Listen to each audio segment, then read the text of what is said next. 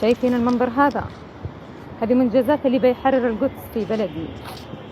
لا، ويجي يقول لك احنا تحدينا امريكا وبريطانيا. من انت مش قادر حتى تنظف شوارع اليمن، مش قادر تنظفها. انتم متاكدين انه انتم مصنع الرجوله ولا المصنع كمل؟ يعني دائما اسمع بيقولوا ان اليمن مصنع الرجوله. وينه مصنع الرجوله؟ وينه مصنع الرجوله؟ دائما اسمع يقولوا ان احنا اصل العرب.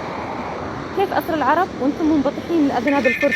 الحوثي ما هو يمني، الحوثي مجوسي فارسي لابس لباسنا وبيتكلم بكلامنا. اما احنا العرب والله ان احنا ما بنغثيش احد ولا بنرضي نزعل احد، وبنفرح بالمساجد وبالدين، وهؤلاء ذو يصلحوا الدين.